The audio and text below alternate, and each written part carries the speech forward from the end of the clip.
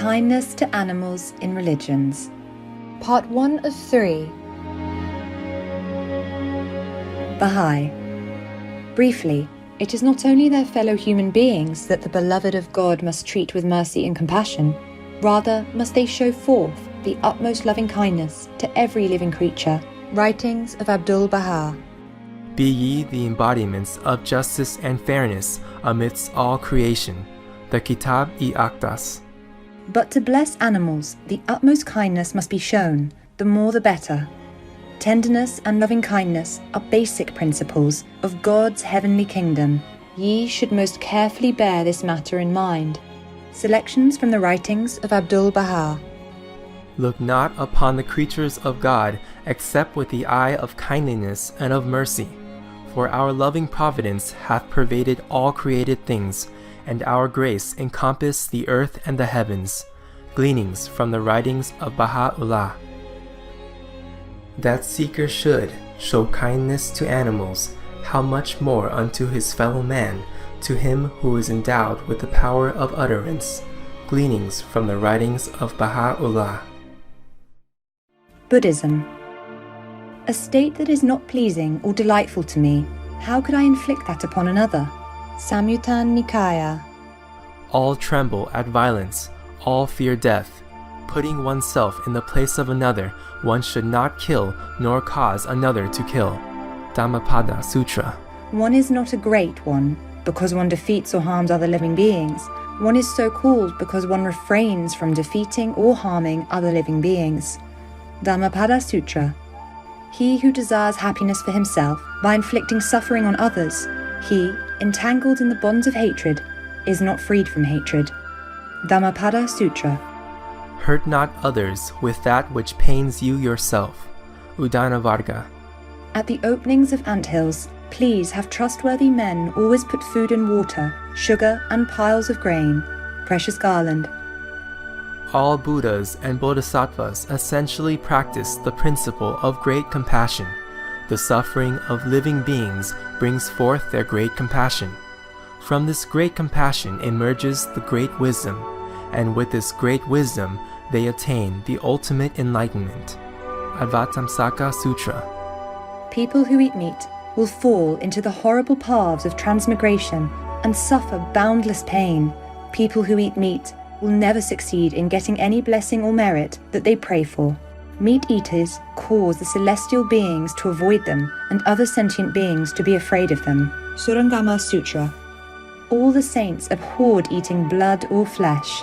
Celestial beings never go near people who eat meat, as their mouth always has a foul smell. Meat is not good. Meat is unclean. Meat eating generates evils and destroys merits and blessings. All the saints denounce eating meat. Lankavatara Sutra. I forbid all meat eating, regardless of whether the animal dies naturally or is killed. I have never allowed my disciples to eat meat, and I will not allow in the present or future. Lankavatara Sutra. All sentient beings came from the same origin.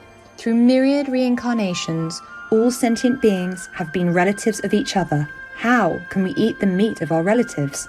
Lankavatara Sutra. People who eat meat are destroying the great merciful seed of their own Buddha nature, and any sentient beings seeing them would leave them. Therefore, all bodhisattvas or spiritual practitioners must refrain from eating the flesh of any sentient beings, as this will incur boundless sin. Brahmajala Sutra. Kaudai. All sentient beings are created by the most compassionate, thus all are one. The most compassionate's love and care for life, therefore, is infinitely great. And since we're one of his creation, we're also bound to the law of creation. Therefore, the killing of any created being would hurt the most compassionate. And to hurt the most compassionate is to make heaven and earth to be in deep sorrow. Now, do you think the worldly people should dare to trespass the law of heaven? We thereby must understand clearly that we must have mercy and love towards the weakest animals, first to avoid karmic retribution, for heaven law never biases anybody. Although our physical eyes can't see it, no good or bad deeds, however small, goes unnoted. Another reason is, every human being born in this world is bestowed by God a higher spiritual capability than other created beings, so that we humans may take care of the weaker beings for him. The collection of saintly teachings. You should understand that everything emanates out of my spirit. Wherever there is life, there am I. I am the progenitor of life. My love of life is unfathomable. Life is given freely to all living beings out of my being. I distribute life everywhere in the universe. Life erupts like a flower from a tree. It develops from the bud into bloom and evolves to form fruit that seeds more trees ad infinitum. If someone cuts that flower, the fruit of life is interrupted and future evolution is prevented. Each life has its own karmic plan. It does not matter whether it is an original or secondary living being.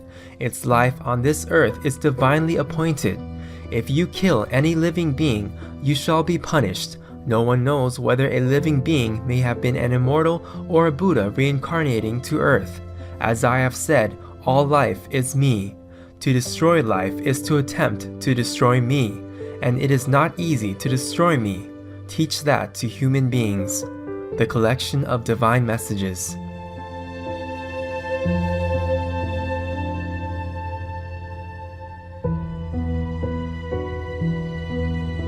For more details, please visit suprememastertv.com/scrolls.